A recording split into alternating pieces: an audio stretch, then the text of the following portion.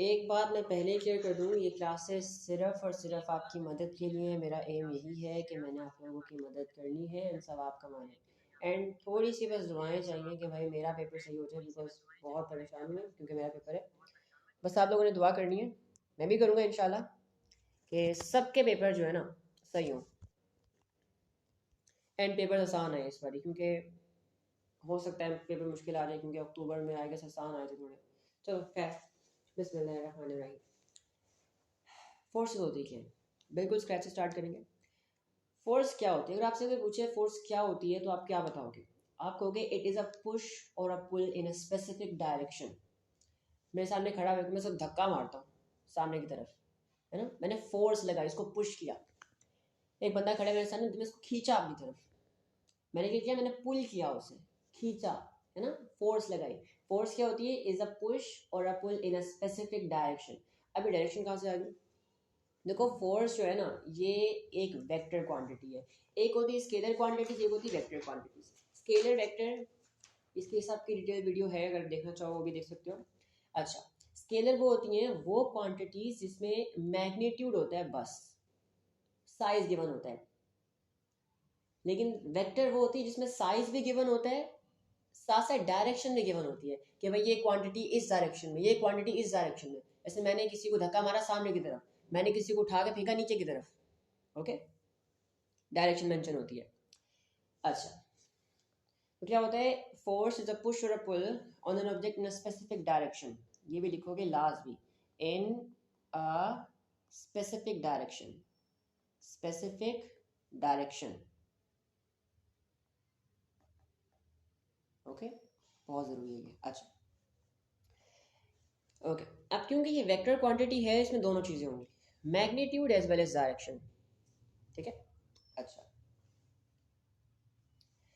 अब दुनिया में बहुत काफ़ी टाइप्स की फोर्सेस एग्जिस्ट करती हैं। मेरी कोशिश होगी कि मैं आपको सारे कराऊं, लेकिन जनरली 3 टाइप्स ऑफ फोर्सेस है, पहले उनके ऊपर बात करते हैं। In general we have 3 types of forces. वो कौन सी हैं? देखो, पहले आपके पास होती है फोर्सेस, ठीक है। पहले आपके पास होती है, पहली फोर्स आपके पास होती है, उसका नाम होता है ग्रेविटेशनल फोर्स। सब समझाऊंगा, ग्रेविटेशनल फोर्स, ठीक है। दूसरी फोर्स होती है आपके पास, उसे हम कहते हैं electromagnetic forces, electromagnetic forces. And तीसरी फोर्स आपके पास होती है न्यूक्लियर फोर्सेस। हम लोग बस रट्टे लगा रहे होते हैं, हमें समझ नहीं आ रही होती क्या पढ़ रहे हैं, हम बस रट्टे लगा रहे होते हैं, लेकिन मैं नहीं लगवाऊंगा, मैं बिल्कुल डिटेल से कराऊंगा और सारा समझा के कराऊंगा। ग्रेविटेशनल फोर्स क्या होती है? बेसिकली वो फोर्स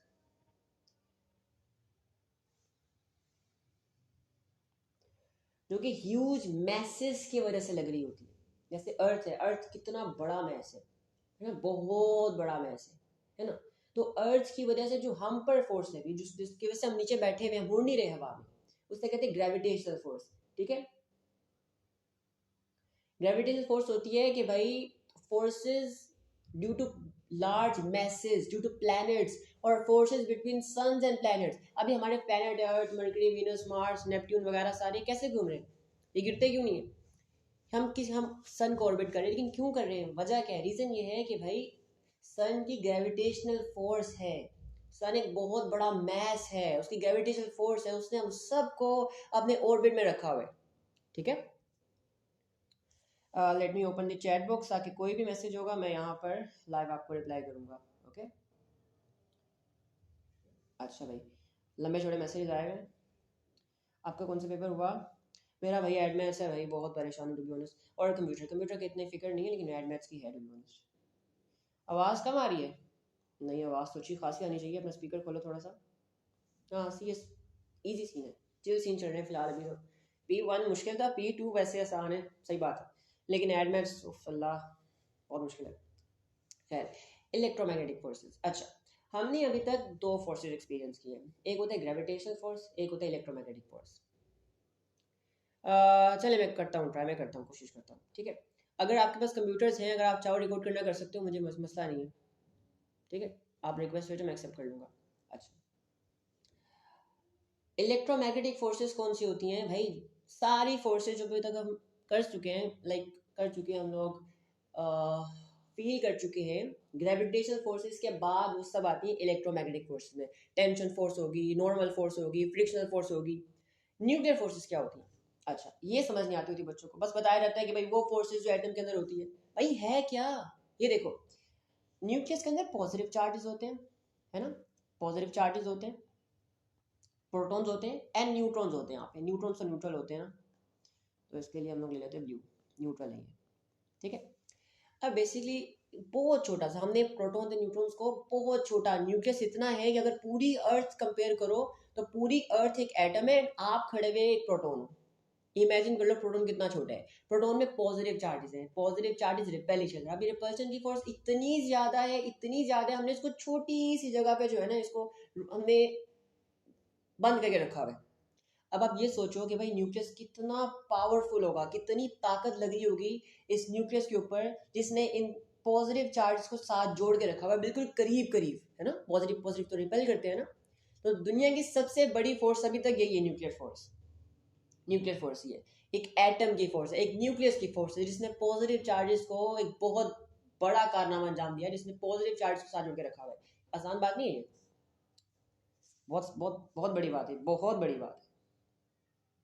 कर लो भाई रिकॉर्डिंग, ठीक है, ये लो, ठीक है, कर लो रिकॉर्डिंग। और जहाँ शेयर करनी कर देना, मसला कोई नहीं मुझे, ओके। अच्छा, अब बेसिकली हम लोग पढ़ेंगे अभी फिलहाल, पढ़ेंगे ग्रेविटेशनल फोर्सेस के बारे में, इलेक्ट्रोमैग्नेटिक फोर्सेस के बारे में, ठीक है। न्यूक्लियर फोर्सेस भी वो पढ़ोगे आखिर में न्यूक्लियर फिजिक्स में जाके इंशाल्लाह, ठीक है। अच्छा, ओके, आ जाओ अब आगे। ये देखो, अब इन फोर्सेस के बारे में पढ़ने लगे हम लोग। Frictional force, spring force, drag force, gravitational force, normal force, magnetic force. और यकीन मानो बिल्कुल सिंपल टर्म्स में कराऊंगा, कोई बड़ा टीचर नहीं मैं जो बहुत हाई अंग्रेजी मारूंगा, इसलिए आसान लफ्ज़ों में समझाऊंगा इंशाल्लाह, ओके। अच्छा, सबसे पहले थर्स्ट फोर्स, ये इंजन की फोर्स होती है, जिसको हम कहते हैं फॉरवर्ड फोर्स। अब थर्स्ट फोर्स क्या होती है? जो ऊपर की तरफ लग रही हो।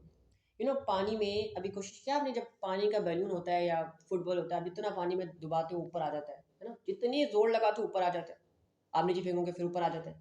रीजन ये है कि भाई पानी ऊपर की तरफ फोर्स लगा रहा होता है, पानी की पार्टिकल उस बॉल को ऊपर की तरफ पुश कर रहे होते हैं, ठीक है। ये डेंसिटी से कुछ लेना देना है, पानी के पार्टिकल सिर्फ उसके ऊपर फोर्स लगाते हैं ज्यादा, जिसकी डेंसिटी पानी से कम होती है ना, वो पानी के अंदर जा ही नहीं सकती चीज को, ठीक है। ये सिंपल चीजें, ये तो बहुत सिंपल चीज है, लेकिन अब आती है एक्चुअल चीज, जो कि आपके पास है टेंशन फोर्स। अब ये यकीन मानो हम लोग रट्टे लगा रहे होते हैं, यकीन मानो हम लोग रट्टे लगा रहे होते हैं, इसकी समझ नहीं आ रही होती, टू बी ऑनेस्ट, हम सिर्फ रट्टे लगवा रहे होते हैं। देखो, टेंशन फोर्स, अगर इंतहाई आसान लफ्जों में मैं एक उर्दू में डेफिनेशन बताऊं, कहते हैं तनाव। रस्सी में या किसी भी चीज में तनाव का आ जाना। आई होप तनाव का बताओ क्या होता है। तनाव पता है ना क्या होता है? खिंचाव, रस्सी को खींचो उसमें तनाव आ जाता है, रबर बैंड को खींचो उसमें तनाव आ जाता है, जैसे गिटार की स्ट्रिंग्स होती हैं, है ना। तो किसी भी रस्सी में, किसी भी चीज में तनाव का आ जाना, चाहे वो स्प्रिंग है, उसे कहते हैं टेंशन फोर्स। क्या कहते हैं? Tension force. अब इसमें कुछ चीज सीखते हैं, ठीक है। जैसे एज्यूम करो मेरे पास यहाँ पे एक वॉल है, मैंने एक रबर बैंड मान ली इसके साथ ना, ये है एक रोप है, एंड मैंने इसके साथ एक मैस, एक वेट डाल दिया है।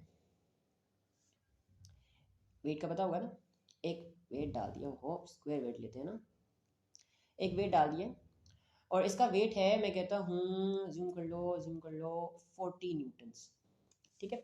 अब मेरी बात सुनो, इस रोप के अंदर ना, इस पूरी रस्सी के अंदर तनाव आ जाएगा, तनाव इस मैस की वजह से खिंचाव आ जाएगा, एंड वो हर जगह, चाहे आप जिस मर्जी पॉइंट पे निकालो, आप चाहे इस पॉइंट पे निकालो, आप चाहे इस पॉइंट पे निकालो, इस पॉइंट पे, इस पॉइंट पे, इस पॉइंट पे, इस पॉइंट पे, हर जगह 40 न्यूटन्स ही होगा, ठीक है।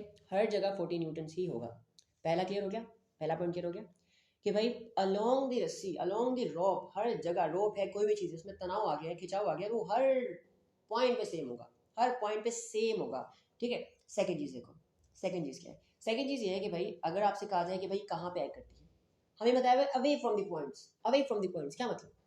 अगर आप कोई भी पॉइंट लेते हो, मैं कहता हूँ इस पॉइंट से कंपेयर करके बताओ, ये पॉइंट बनाया मैंने, इस points in respective to these points बताओ कि फोर्स कहाँ लग रही है, टेंशन फोर्स कहाँ है, इन पॉइंट से अवे, ठीक है, ये पॉइंट ए है यानी पॉइंट बी है, ठीक है, पॉइंट ए से अवे होगी, अवे अवे साइड पे इस तरफ अवे होगी, इससे दूर होगी, ठीक है, एंड पॉइंट पी से दूर होगी, पॉइंट बी से दूर होगी, ठीक है, बात याद रखना।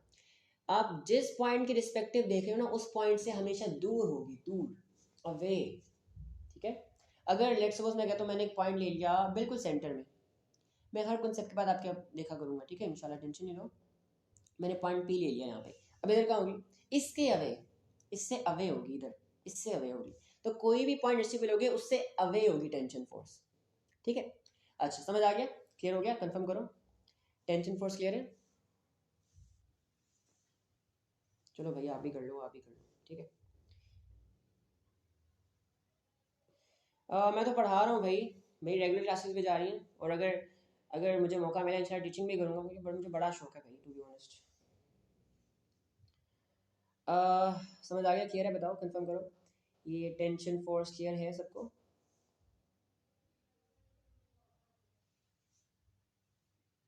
चलो ठीक है, सब बता दो भाई, 18 लोग हैं, ओके बहुत अच्छा हो गया। अच्छा अब आ जाओ वेट पे, वेट क्या होती है, अब वेट समझते हैं। वेट कहते हैं ग्रेविटेशनल फोर्स ऑफ अर्थ, ठीक है, अर्थ की ग्रेविटेशनल फोर्स की बात करें ना, अर्थ की, अगर हम अर्थ की ग्रेविटेशनल फोर्स की बात करें उसे कहते हैं वेट, ठीक है।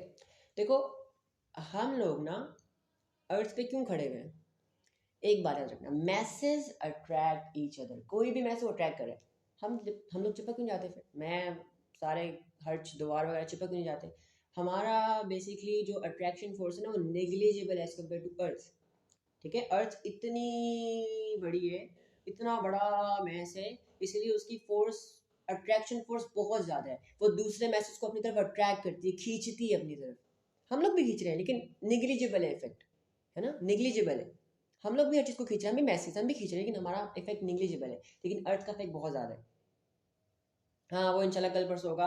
फाइल्स टू बी ऑनेस्ट मैं कह रहा था कि जल्दबाजी नहीं करते हैं, अगर हो सकता समझ ना आए इसलिए सेशन छोटा करते हैं, क्योंकि रोज़े के बाद सबकी एनर्जी ड्रेन आउट हुई होती है, तो एक सेशन ना रखते हैं, एक कल या परसों रख लेंगे इंशाल्लाह, ओके।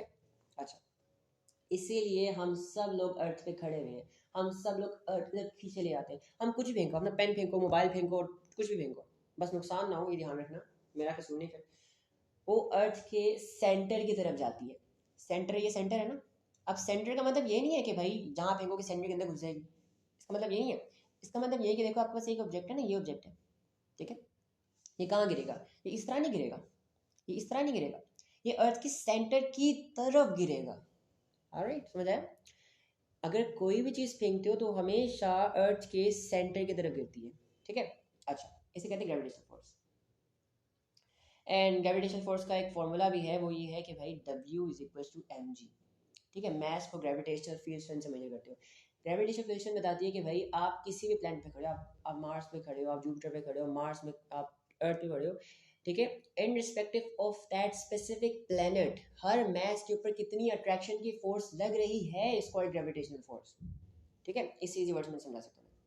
कॉन्टैक्ट फोर्स क्या होती है, कॉन्टैक्ट फोर्स बेसिकली इसका अगर मैं कहूँ तो बहुत सिंपल डेफिनेशन यही है कि perpendicular push of the surface, आप कोई भी चीज़ सरफेस पे रखते हो, ज़मीन पे रखते हो, ठीक है, जो परपेंडिकुलर पुश लगता है ना उसके ऊपर, उससे कहते हैं कॉन्टैक्ट फोर्स, ठीक है, उसे कहते हैं कॉन्टैक्ट फोर्स। एग्जांपल है मेरे पास जहाँ पे एक मैंने एक वॉल है जो कि 35 डिग्रीज पे है हॉरिजॉन्टल से, मैंने एक बॉक्स रखा है उसके ऊपर, अब ग्रेविटेशनल फोर्स क्या होगी, ग्रेविटेशनल फोर्स होगी सेंटर से and towards the centre of the earth, लेकिन कॉन्टैक्ट फोर्स क्या होगी, जो बिल्कुल इस ऑब्जेक्ट के परपेंडिकुलर लग रही होगी, ठीक है, ये सरफेस है, सरफेस से परपेंडिकुलर फोर्स को कहते हैं कॉन्टैक्ट फोर्स। एग्जांपल मैं एग्जांपल दिखाता हूँ, टेंशन नहीं लो, बहुत एग्जांपल सिखाऊंगा। एग्जांपल मेरे पास ये है, एज्यूम करो मेरे पास जहाँ पे एक ये वॉल है, ठीक है, ये वॉल है मेरे पास, ओके, अच्छा बस एक ये वॉल है, एंड जहाँ पे मैंने एक ऑब्जेक्ट रखा हुआ है, इस तरह टेंशन फोर्स की डेफिनेशन आपको बहुत अच्छी समझ आएगी। अच्छा ओके, अब अगर हम देखें कि भाई वेट कहाँ लग रहा है एंड वो कहाँ पे लग रहा है, क्या कहते हैं पर क्या कहते हैं इसे, कॉन्टैक्ट फोर्स।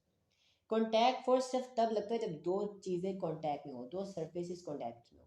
एंड ये क्या होती है, किसी भी एक सरफेस से परपेंडिकुलर फोर्स को कहते हैं कॉन्टैक्ट फोर्स। ठीक है, वेट क्या होगा, वेट होगा सेंटर से vertically downwards towards centre of the earth.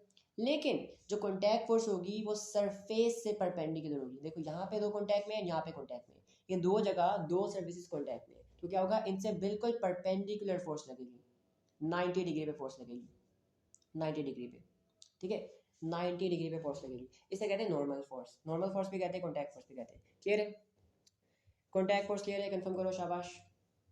Is it clear?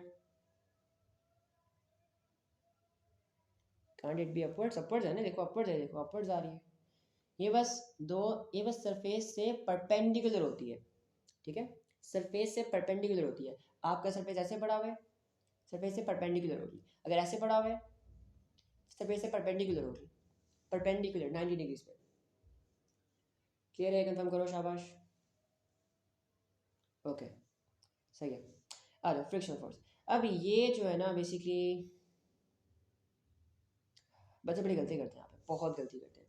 अब लोग कहते हैं फ्रिक्शनल, अच्छा मुझे बताओ फ्रिक्शन फोर्स की डेफिनेशन बताओ, देखते हैं। मुझे फ्रिक्शन फोर्स की डेफिनेशन बताओ, देखते हैं कितने लोग सही हैं कितने गलत हैं। मुझे फ्रिक्शनल फोर्स की डेफिनेशन बताओ, आज देख लेते हैं। अ फोर्स दैट क्या करती है, ओके ठीक है, विच अपोजेस मोशन। मैं भी कुछ नहीं कह रहा, मैंने सही गलत नहीं कहा। फोर्स प्रोड्यूस बाय कांटेक्ट, ठीक है, ओके। एनीवन एल्स जो कुछ कहना चाहेगा? comes into a contact with the surface while opposing the motion, okay ठीक है, ओके। अच्छा, ओवरऑल देखो बात सही है। वो फोर्स जब दो सरफेसेस कांटेक्ट में आते हैं ना, उस फोर्स को फ्रिक्शनल फोर्स कहते हैं, गलत। ठीक है, या फिर अगर आप ये कह रहे हो कि आप फोर्स दैट अपोजेस मोशन, वो भी गलत है।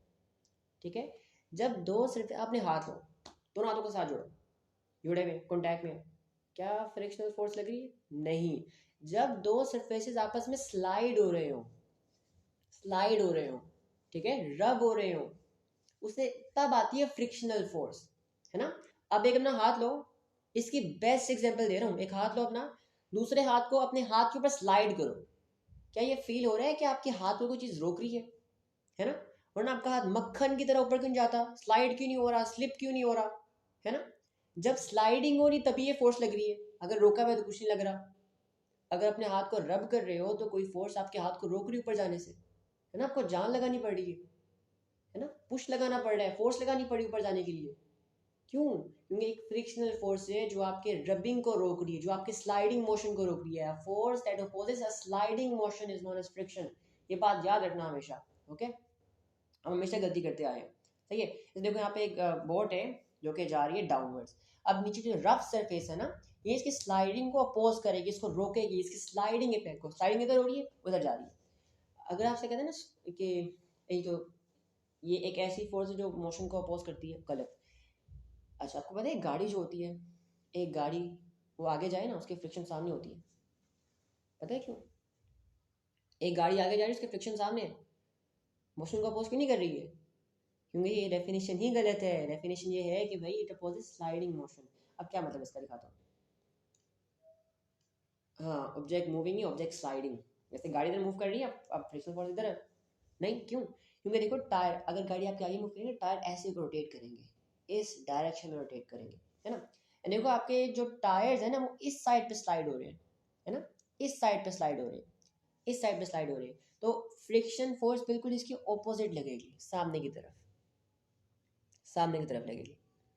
आपको पता है, आप ये चल पा रहे हो, आप गाड़ियां चला पा रहे हो, आप हर चीज कर पा रहे हो, it's just because of friction. जरा माइंड में गौर करो, अपने थोड़े से छोटे से माइंड पर जरा जोर डालो एंड सोचो कि अगर आप चल रहे होते हो, आप जमीन को पीछे पुश कर रहे होते हो, अगर पानी होता है, ऑयल होता है, आप स्लिप हो जाते हो। क्यों स्लिप होते हो? क्योंकि फ्रिक्शनल फोर्स नहीं होती है, आपके स्लाइडिंग मोशन को अपोज करने के लिए कोई चीज नहीं होती है। देखो मैं दिखाता हूँ, जूता है यहाँ पे आपके पास, ये जूता है आपके पास, ओहो जूता है, ठीक है। आपने आगे की तरफ जाना है, इधर जाना है, आप पीछे की तरफ ज़मीन को पुश कर रहे हो, है ना, पुश कर रहे हो, तो फ्रिक्शन आपके आपके फुट को ऑपोजिट साइड पे अपोज करेगी। अगर फ्रिक्शन नहीं होगी आप स्लिप होकर गिर जाओगे, है ना, स्लिप हो जाओगे, फ़ौरन स्लिप हो जाओगे। तो फ्रिक्शन मदद करती है आपके चलने में, हर चीज़ में, गाड़ियों के चलने में, ब्रेक्स लगाने में, हर चीज़ में फ्रिक्शन मदद करती है। फ्रिक्शन ना हो हम कुछ ना कर पाए। ओके, अच्छा एक एग्जाम्पल देता हूँ। ओके, एक बॉक्स है मेरे पास, मैं इसको यहाँ मूव कर रहा हूँ इस डायरेक्शन में, इस डायरेक्शन में स्लाइड कर रहा हूँ। यहाँ पे स्लाइडिंग का हो रही है, स्लाइडिंग इस डायरेक्शन में हो रही है। फ्रिक्शन का होगी बिल्कुल इसके ऑपोजिट, बिल्कुल इसके ऑपोजिट होगी। स्लाइडिंग के ऑपोजिट होती है फ्रिक्शन, बिल्कुल ऑपोजिट फ्रिक्शन होती है। मुझे बताओ फ्रिक्शन का कॉन्सेप्ट क्लियर हुआ है कि नहीं, समझ आया फ्रिक्शन होती क्या है? क्योंकि यहाँ पर बहुत बच्चे गलती कर रहे होते हैं to be honest. Car is moving, friction आगे की तरफ है इसलिए तो मूव कर रहे हैं ना। ये टायर बनाए इसलिए गए थे क्योंकि अगर देखो स्क्वायर टायर्स होते हैं, ट्राइंगल टायर्स होते तो हम मूव ही ना कर पाते, है ना। ये जो सर्कुलर टायर्स होते हैं ना, ये जहाँ पर बेसिकली ऑब्जेक्ट मूव कर रहा होता है उसी डायरेक्शन में आपके पास फ्रिक्शन होती है, इसलिए तो टायर इस तरह से मूव कर पाती है। How it helps us to move forward. Okay, देखो ये आपके जूते हैं, है ना, जूते हैं आपके, है ना। आपने आगे मूव करना है, आप ज़मीन को पीछे की तरफ पुश करोगे ना, जोर लगाओगे तभी आगे जाओगे, जोर लगाओगे तभी आगे जाओगे। कभी जब फर्श उड़ रहा होगा, कभी सफाई होगी ना घर में, जब पानी होगा तो कोशिश करना ज़रा, पाँव स्लिप क्यों होते हैं? क्यों पाँव स्लिप होते हैं? बिकॉज फ्रिक्शन नहीं होती है। आप जब ज़मीन के ऊपर फोर्स लगा रहे होते हो आगे मूव करने के लिए, पीछे फोर्स लगा रहे हो तो आगे मूव करने के लिए, तो आपके पीछे वाले मोशन को अपोज करने के लिए कुछ है ही नहीं, आप स्लिप हो जाओगे, नीचे गिर जाओगे। अगर फ्रिक्शन होगी, आप पीछे फोर्स लगाओगे ना, स्लाइडिंग कर रहे होगे, तो फ्रिक्शन आपको आगे की तरफ फोर्स लगाएगी, आपके पाँव को रोक के रखेगी, गिरने नहीं देगी। ट्राई करना ज़रा, जितना रफ सरफेस होगा ना उतनी ज़्यादा फ्रिक्शन होगी, जितना स्लिपरी ऑयली सरफेस होगा उतनी कम फ्रिक्शन होगी। अच्छा बात है friction depend on two things. Friction जो है डिपेंड ऑन टू थिंग्स। पहला है आपके पास फोर्स,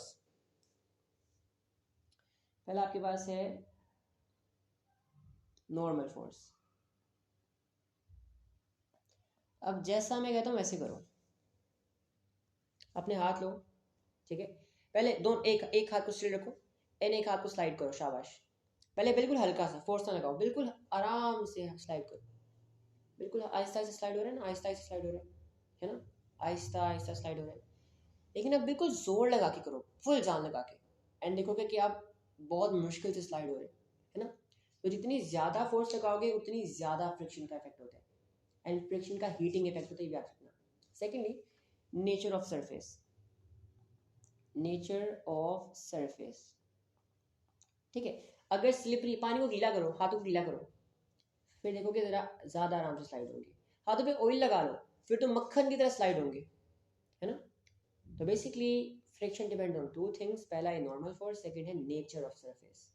जितना स्मूथ सरफेस होगा, स्मूथ सरफेस होगा जितना ज़्यादा, आपकी फ्रिक्शन उतनी ही कम होगी, ठीक है। एंड जितना रफ सरफेस होगा आपकी फ्रिक्शन उतनी ही ज़्यादा होगी, ठीक है। ओके, अब मुझे बताओ फ्रिक्शन क्लियर है?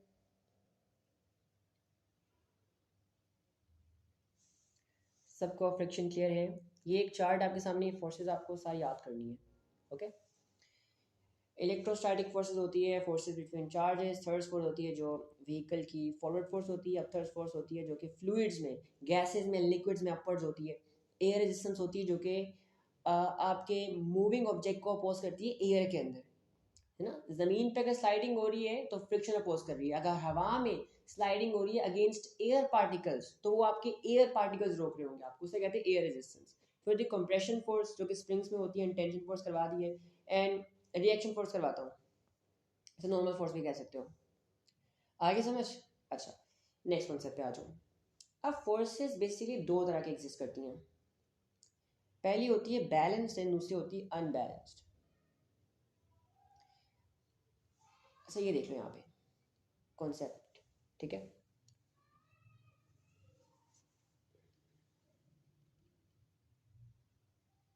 ओके, अच्छा क्लास एंड होने वाली है 10 मिनट के अंदर, तो उसके बाद बिल्कुल दूसरे से लिंक से ज्वाइन करना। It is if a cube is sliding down a slope to, what will be the resultant force? देखते हैं रिजल्टेंट फोर्स निकालते हैं। पहले तो मैंने बताया नहीं रिजल्टेंट फोर्स होती है, बताऊंगा। अच्छा देखो, क्योंकि ये वेक्टर क्वांटिटी है ना, हम इसको वेक्टर से रिप्रेजेंट करते हैं, हम एरोज बनाते हैं। एरोज में ना जो इसका हेड होता है, जहाँ पे एरो होता है, ये बता रहा होता है डायरेक्शन कि फोर्स लग रही है किधर लग रही है। एंड एरो की लंबाई जो होती है उससे वो कहते हैं मैग्नीट्यूड। अगर ये एक फोर्स है एंड एक ये फोर्स है ना, दोनों फोर्स सेम डायरेक्शन में, फ़र्क क्या है कि जिसका डिस्टेंस छोटा है, इसकी लेंथ छोटी है, वो उसका मैग्नीट्यूड कम है, उसका साइज कम है, इसकी लेंथ बड़ी, उसका साइज ज़्यादा है, याद रखना, ठीक है। अच्छा, अब रिजल्टेंट फोर्स क्या होती है? रिजल्टेंट फोर्स होती है कि भाई जब देखो ऑब्जेक्ट के ऊपर एक से ज़्यादा फोर्सेज एक्ट कर रही हो तो रिजल्टेंट फोर्स निकालना, रिजल्ट निकालना कि कहाँ पे ऑब्जेक्ट मूव करेगा, रिजल्टेंट फोर्स है वो कहाँ पे लगेगी, इस कॉल्ड रिजल्टेंट फोर्स, ठीक है। रिजल्टेंट फोर्स का मतलब ये होता है कि भाई जो कुछ फोर्सेज एक्ट कर रही हैं उन सब फोर्सेज का रिजल्ट निकालना, इस कॉल्ड रिजल्टेंट फोर्स, ओके।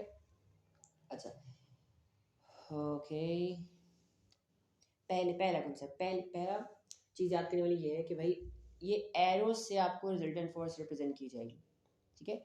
अगर ये एरोस सेम डायरेक्शन में है, if these arrows are in same direction, आप क्या करते हो कि आप इन एरोज को ऐड कर देते हो, और अगर डिफरेंट डायरेक्शन में है तो सब्ट्रैक्ट कर देते हो। And this is only basically relevant if both the forces are parallel. अगर दोनों फोर्सेज पैरेलल हैं तभी ये रेलिवेंट है, वरना नहीं है ना। अगर ये ऑब्जेक्ट है, इस पे एक फोर्स यहाँ लग रही है, एक फोर्स यहाँ लग रही है, तो we can find resultant add and subtract करके। एग्जांपल देखो, बस दो एरोज हैं, एक एरो ये है, इसे कहता हूँ मैं ए, इसे मैं कहता हूँ एरो नंबर ए, ठीक है। एंड एक ही एरो से कहता हूँ एरो नंबर बी, ठीक है। अब एक फोर्स लग रही है राइट हैंड साइड पे 3 न्यूटन की, एंड एक फोर्स लग रही है राइट हैंड साइड पे ही बट 4 न्यूटन की, because they are in same direction, हम ऐड कर देंगे, ठीक है। ऐड करने के बाद वेक्टर की लेंथ ज़्यादा हो जाएगी एंड इनका मैग्नीट्यूड ऐड कर देंगे, 4 + 3 कितना होता है 7 न्यूटन का वेक्टर बन गया आपका। बट इफ अगर डिफरेंट डायरेक्शन में फिर क्या करेंगे, जैसे एक ये एरो है, एक ये एरो है, ठीक है। ऊपर वाला है 4 न्यूटन का, नीचे वाला है कह लो 6 न्यूटन का, फिर क्या करेंगे, फिर ये कॉन्सेप्ट याद रखो कि भाई बड़ी वैल्यू में से छोटी वैल्यू माइनस कर दोगे, डिफरेंस निकालोगे। 6 - 4 कितना होता है 2 न्यूटन, आपका वेक्टर 2 न्यूटन का बनेगा। डायरेक्शन कहाँ आएगी, डायरेक्शन आएगी जहाँ पर बड़ा वेक्टर है, जिधर बड़ा वेक्टर है वहाँ की डायरेक्शन आएगी। सॉरी छोटा करोगे इसको क्योंकि अब आपके पास वेक्टर छोटा हो गया 2 न्यूटन, ठीक है। अभी और बहुत एग्जाम्पल्स करानी, टेंशन नहीं लो। यहाँ पर देखो, एक गाड़ी, यहाँ पर एक गाड़ी के ऊपर फोर्स लगी है, फॉरवर्ड फोर्स है 400 न्यूटन एंड बैकवर्ड फोर्स है 500 न्यूटन। मैं आपसे कहता हूँ रिजल्ट निकालो, एक ऑब्जेक्ट के ऊपर दो फोर्सेज लग रही है, रिजल्टेंट फोर्स निकालो। क्या करोगे, बड़ी वैल्यू में से पहले देखो ऑपोजिट डायरेक्शन है ना, सब्ट्रैक्ट कर दो, सब्ट्रैक्ट कर दो। बड़ी वैल्यू में से छोटी वैल्यू माइनस कर दोगे एंड जहाँ पे बड़ी वैल्यू है उस डायरेक्शन में एरो लगा दोगे, बिल्कुल सिंपल है। दोबारा देखो, एक गाड़ी है, forward force 1000 Newton, backward force 600 Newton, क्या करोगे, डिफरेंट डायरेक्शन है, सब्ट्रैक्ट करोगे, बड़ी में से छोटी माइनस करोगे, जहाँ पे बड़ा वेक्टर है वहाँ पे एरो बना दोगे एंड रिजल्टेंट फोर्स लिख दोगे। अगेन देखो, अच्छा अगर फोर्सेस बैलेंस्ड है फिर क्या होता है बताता हूँ, जो भी ऊपर चलते हैं उसके ऊपर। अच्छा यहाँ तक क्लियर हो गया ना, यहाँ तक क्लियर है, बताओ मुझे।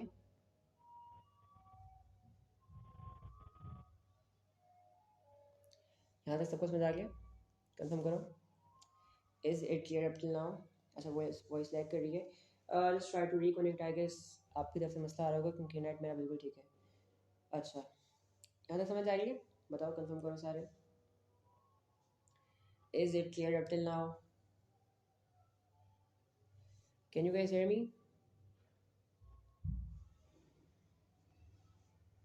मेरी आवाज़ आ रही है, ओके। सो अब बैलेंस एंड अनबैलेंस फोर्सेस क्या होती हैं,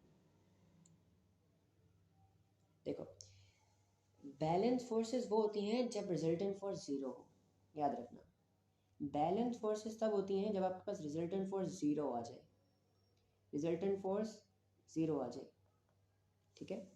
या फिर बैलेंस फोर्सेस तब होती हैं बेसिकली, और अनबैलेंस फोर्सेस तब होती हैं जब आपके पास रिजल्टेंट फोर्स जो है ना वो इक्वल टू जीरो ना हो। क्या बता दो, सारा बता दो।